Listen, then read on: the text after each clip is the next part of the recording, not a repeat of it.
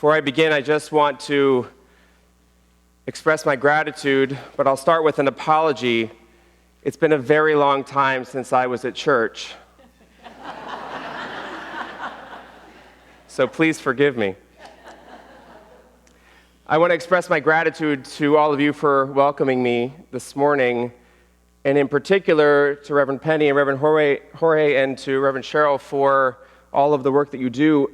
I have to say I cannot ask for greater colleagues in this faith work, and I hope that you know and appreciate and take time to share with them how amazing they are, because you are deeply blessed to have such tremendous leadership here.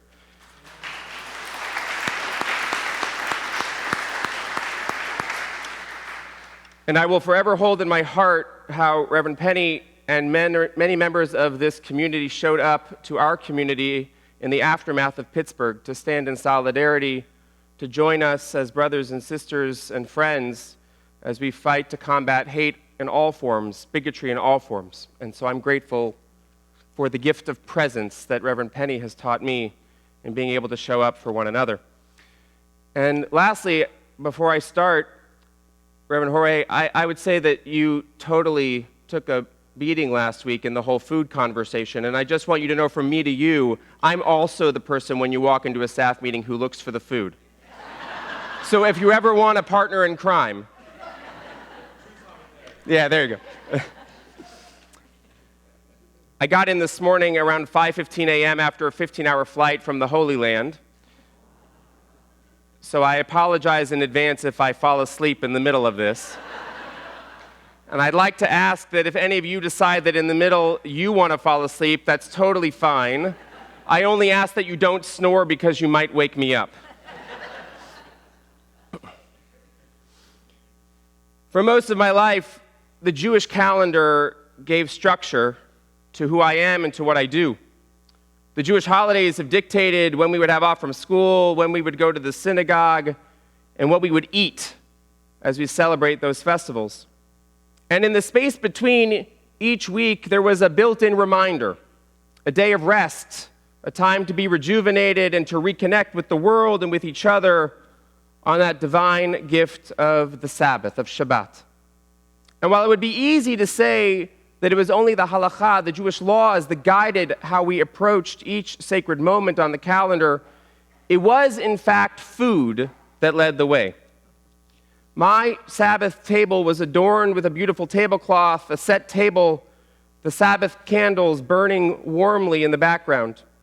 It would start with sweet wine or grape juice as we sanctified the day, a soft, doughy deliciousness of challah bread, and then some rotating combination of matzo ball soup or steak soup, chicken or brisket, roasted veggies, potatoes, and something chocolatey for dessert. And I'm sure there would have been some vegan option if I had moved to the Bay Area earlier. And that's how it's been ever since. Whether at home with my family, at a communal dinner, or a potluck in college or rabbinical school, or going shopping on Friday morning in Jerusalem in the market to buy fresh produce, fish, and meat, as I learned to prepare meals for my own guests who would come to my home.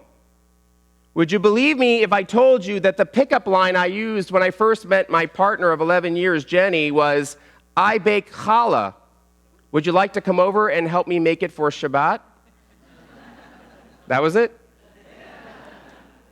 The sanctification of space and time, as Rabbi Abraham Joshua Heschel would say, as he would call the Sabbath, was marked not only by the rituals and the traditions, but by the sharing of food with family and with community.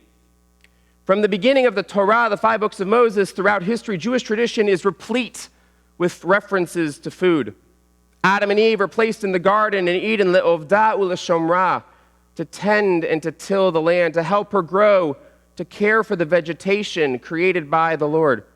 Noah is commanded to replant the world after the flood, a way of providing for all creatures, a way of sustaining them with food. And Abraham and Sarah in Genesis 18 are perhaps the exemplars, the model of the mitzvah, the command of hachnasat orchim, of radical welcoming and hospitality, opening their tent to the wandering stranger. They rush to not only invite their guests into their home, but to prepare the choicest of delicacies to help them feel restored before returning to their journey. We have laws, even books on top of books of literature, starting with Leviticus 11, about what to eat, when to eat, how much to eat. That one's not true. Detailing every single piece of what's acceptable and what's not, what's pure and impure, what's kosher and not kosher. And while there is no direct connection between food and the Sabbath or other Jewish holidays in the 5 books of Moses, I do believe that over time, food has come to symbolize 3 things in our tradition: sacred covenantal love, Oneg, a Hebrew word that means to delight, and gratitude. Let's start with covenantal love. Imagine the scene. The Israelites are on the heels of leaving slavery and oppression, narrowly escaping the Pharaoh, with the Egyptians crossing through the Red Sea en route to Mount Sinai to receive revelation from God. In a moment where they should be filled with gratitude and joy, they turn inward and they focus on their stomachs. Can you blame them? Exhausted, malnourished, wading into the wilderness of unpredictability, they complain. It comes from a place of fear. How will they survive in a world of freedom without food? While a life of oppression is no way to live in dignity, at least they knew where their food would come from. But what now?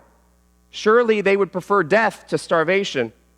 And so God offers them an eternal covenant of love. It says in Exodus, "And the Lord said to Moses, I will rain down bread from you for the sky, and the people shall go out each day and gather the daily portion, that I may thus test them to see whether they will follow my instructions or not. But on the 6th day, when they apportion what they have brought in, it shall prove to be double the amount they gather each day." God offered our ancestors an eternal promise, a covenant of sustenance, of protection. Yet embedded in the gift of the manna was a double promise. The manna would rain down only for 6 days, and then a miracle, a double portion on Friday with enough left over for the Sabbath. But the miracle goes beyond the double portion. Not only could you rest on the Sabbath without having to go find or prepare food, you could do so knowing that you'd have enough left over on Friday, enough that would stay fresh and not spoil, to allow for food on the day that God rested, on the day that we rest.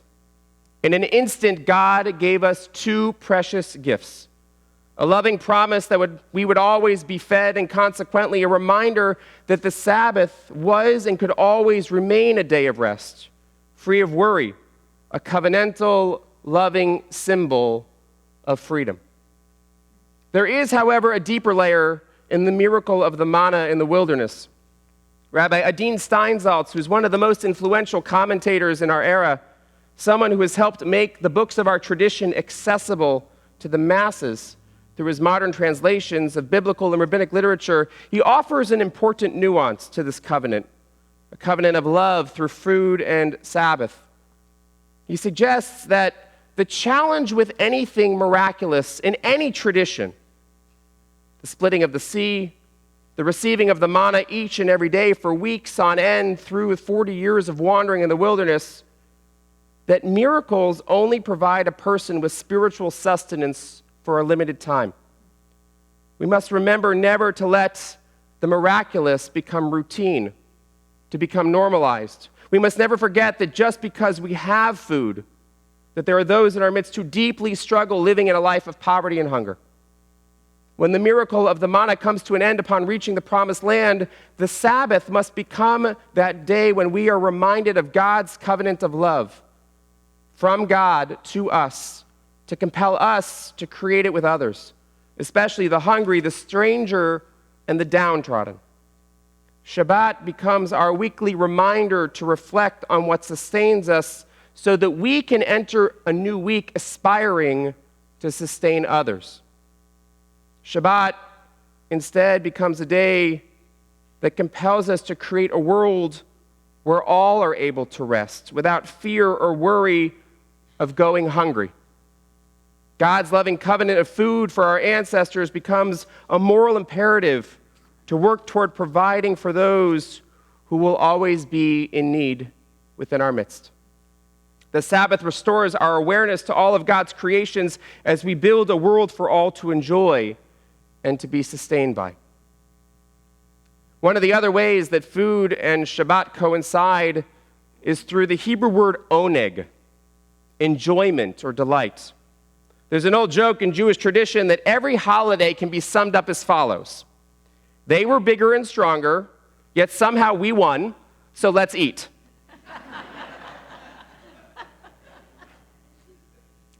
Food in Jewish tradition is a way of celebrating.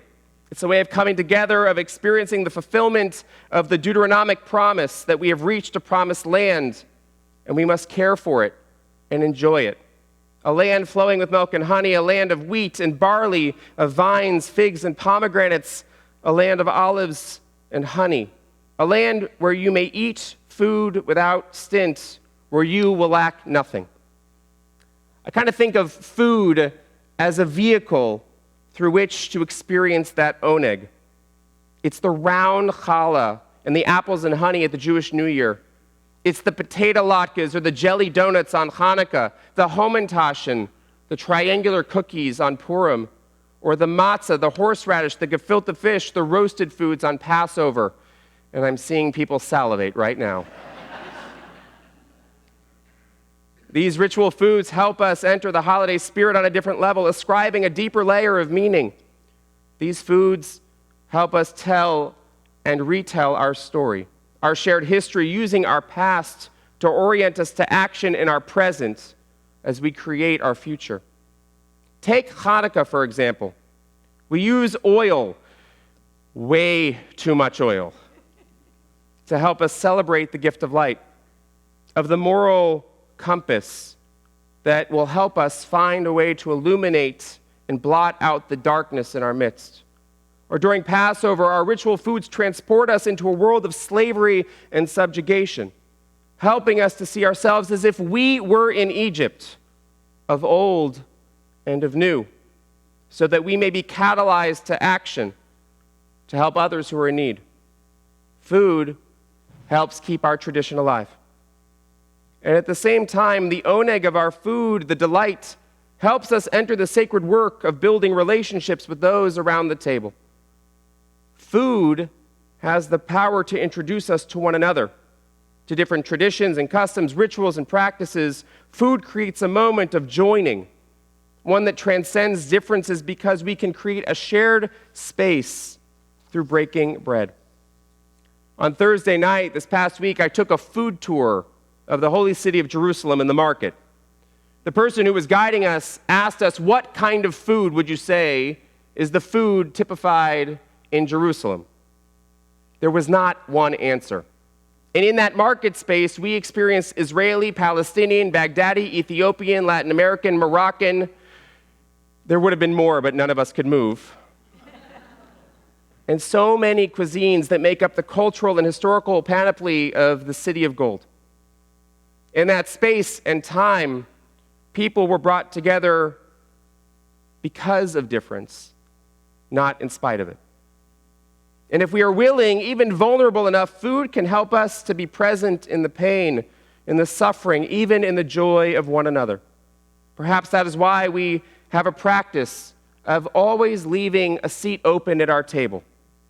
We want to make sure that there's an open invitation, like on Passover and on the Sabbath, to let all who are hungry come and eat, to share their stories, to be seen for who they are. As Rabbi Lawrence Kushner once wrote about food, is this not the great childhood problem, and therefore the great human problem, to learn that it is good for you when other people love other people, that you take a stake in their love, that you get more when you give to others. Food in Jewish tradition functions as a bridge. It's a way of helping people come together to convey love and care. The love in the creating a meal, the love in sharing of a meal, the sacred act that builds fellowship and trust while cultivating an opportunity to restore wholeness amidst brokenness. And the final way I think that food is present in Judaism and in the Sabbath is through gratitude. One of the great texts in Deuteronomy 8 says, Ve'achalta ve'savata uve'rachta. When you have eaten your fill, give thanks to the Lord your God for the good land which God has given you. When you have eaten and have been satisfied, you should eat, feel satiated, and blessed. Interestingly, eating is the only act in Jewish tradition where you are required to say a blessing both before and after. Rabbi Brad Artson, who's the dean of the rabbinical school in Los Angeles at the Ziegler School, he teaches that it makes a certain kind of sense to pray before a meal when we have a need to be met. But afterward, we're already satisfied. God surely does not need our prayers or our gratitude, so why then does eating receive special treatment?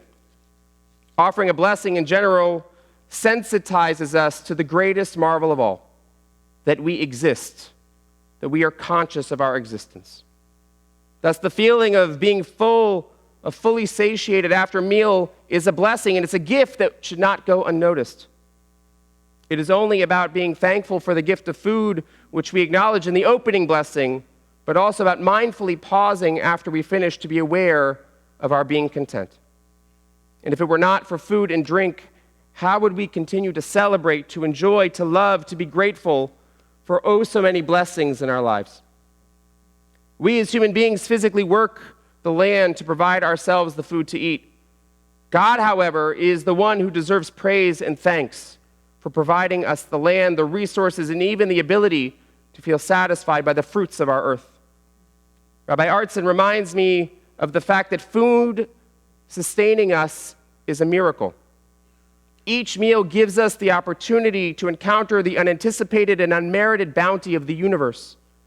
Surely such an astonishing and astounding match of inner need and outer response deserves our gratitude and our attention.